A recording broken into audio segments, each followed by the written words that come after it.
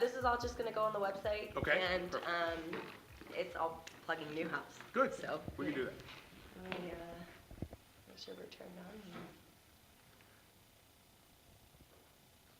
Okay, great. I guess the first question is, what's the best thing you ever got from being in Newhouse? I think the understanding that there are so many people here who hold the same dreams that you do. You thought coming out of high school, okay, I have a great focus on what I want to do. I want to be a sportscaster. I want to be in news. And I know exactly what I want to be. But then you realize there are 20 of you or 30 of you. So that competitive universe that you see is here already. And I think that's one of the great preparations for Newhouse students, because your peers are the people in the business who are going to push you forward. So I think it's one of the reasons that Syracuse students come out truly ready for the industry, because we've been rubbing elbows with people who are like-minded and just as pushy or as ready to go as we are. For grad students or seniors that, we're kind of looking at the end here and we're thinking about, applying and getting jobs, what should we be doing right now to get ourselves prepared? We're not freshmen, we can't, go get involved Right. and, do these last minute things. What can we do now though? Strategy. I think the number one thing is a strategy, whether it's an alum, an advisor, a professor, someone who has walked through the terrain you're about to go across. What's my best strategy? What's my best plan? I think having a goal. What do I really want to do? Where do I want to work? What part of the country? Because given the way the media has just expanded and grown, it's the largest dartboard imaginable. There's a little cable operation somewhere that could be the job that sends you off to a great career. There could be a big market where behind the scenes may send you off to that great career. So get a focus, have a plan, have a strategy, and have a plan A, B, and C. Okay, by this time, if this doesn't work, then I need to do this, or I need to go here. So I think that's true of when you get a job in the business too. Okay, I have a plan now, what's my next step? Always be looking 2 or 3 steps ahead and know that those steps may not be directly one above the other. I may have to go around here or around there to get there. I think that is a success strategy in a very changing business, which the media is.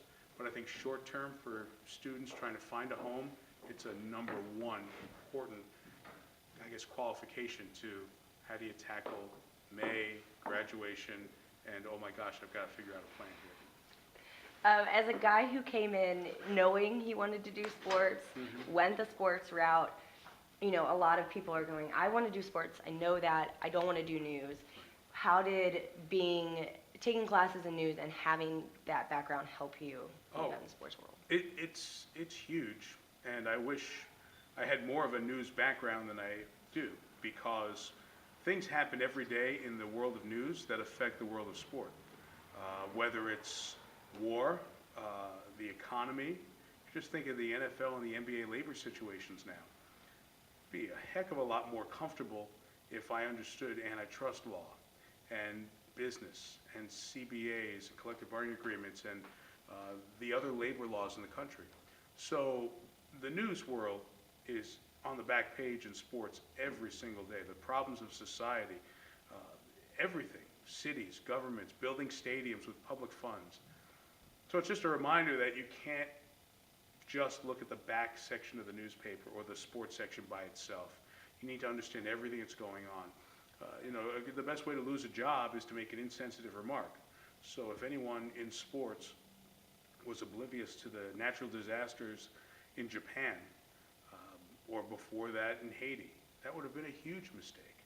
I think we've removed the use of war terminology in sports a lot more. So if you're not conversant in what's going on in the world, you make mistakes. If you use any references to nuclear power, plutonium grade, things like that I've heard other people use in sporting events before, you'd make a fool of yourself if you did that now. So the news background is huge, it's important, and it's also important because more and more people are being asked at the beginning to do everything. So maybe 6 months reporting news is what prepares you to get the weekend sports job when somebody leaves at your station. Or that one night that you do weather may show, wow, you have such a good personality, we're going to keep you on the air for a few months. and then you can get to the job that you don't have, that you want to get. So as broad and as versatile a utility player as you can be is a great base and foundation for opportunity and options. And this might be a similar answer to what you just gave, but I always ask it.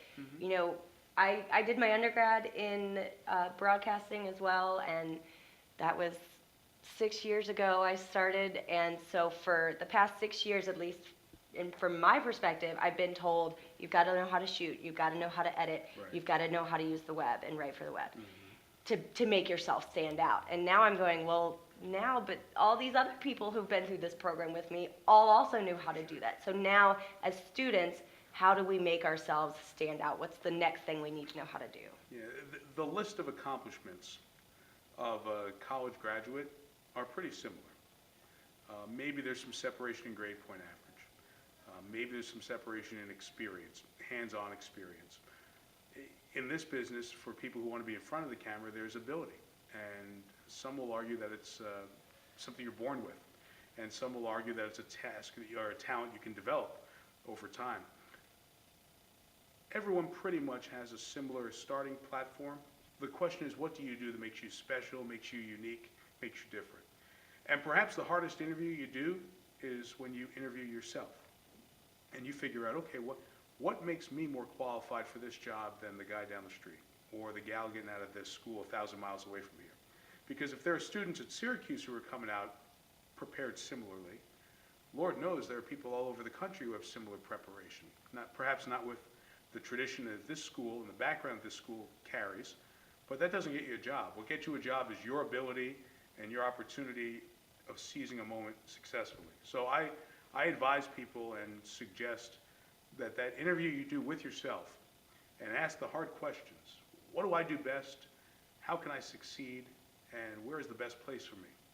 That will help you differentiate amongst 100,000 people and perhaps get you located and focused on the right place to go for a job.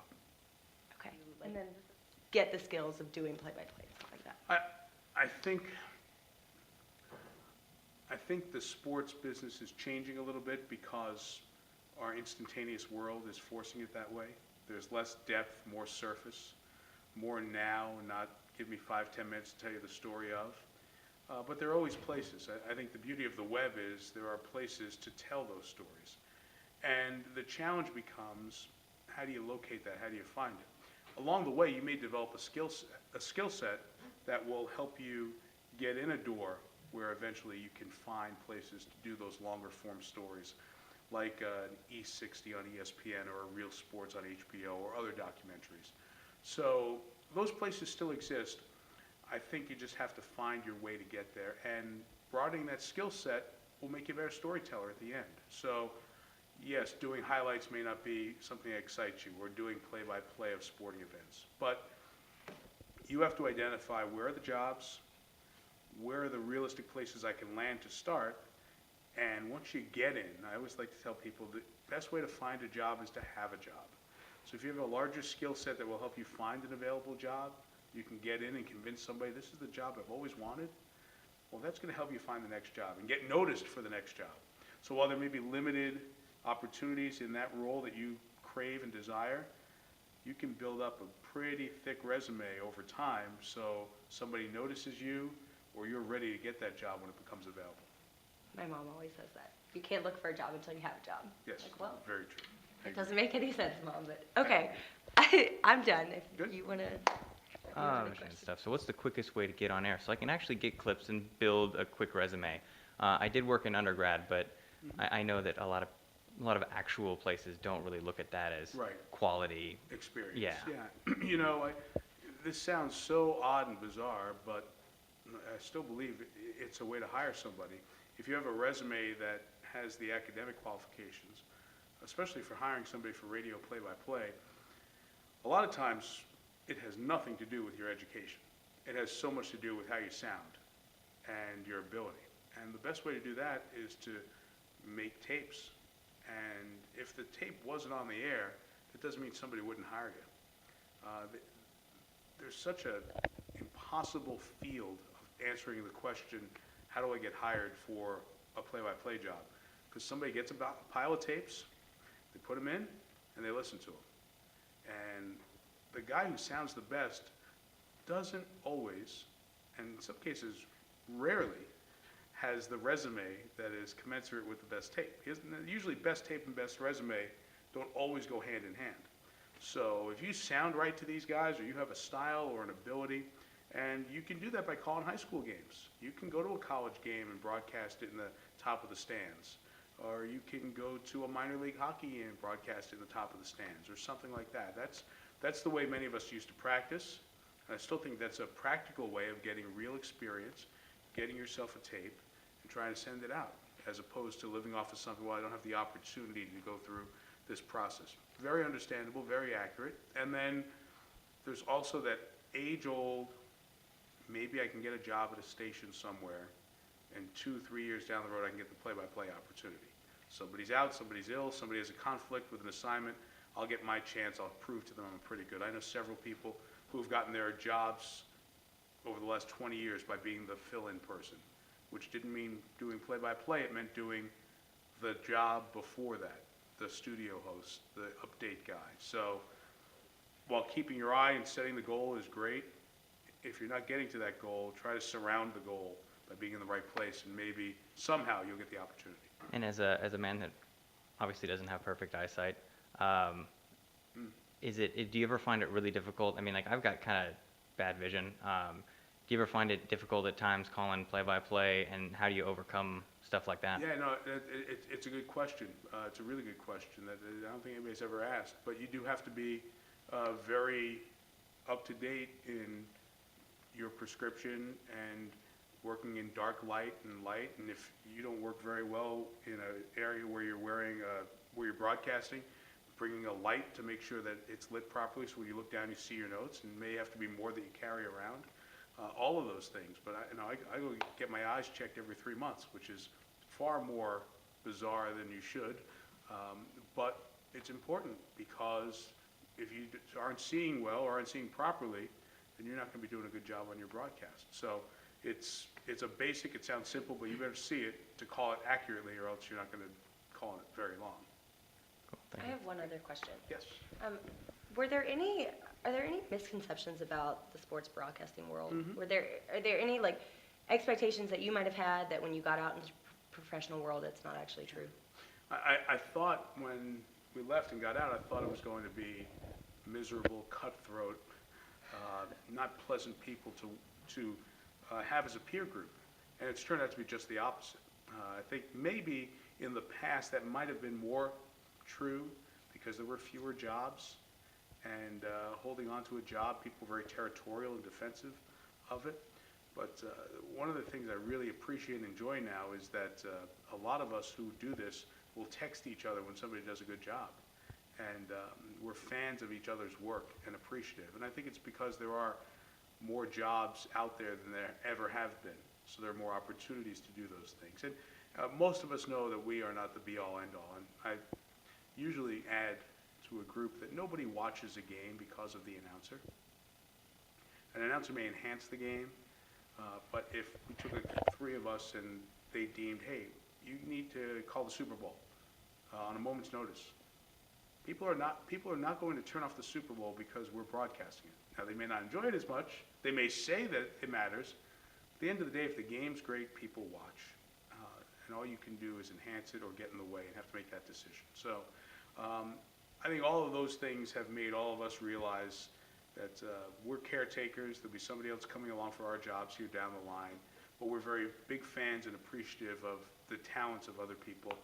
And that's been nice to find. I've made a lot of great acquaintances who are peers in this business. I didn't think that was going to be the case.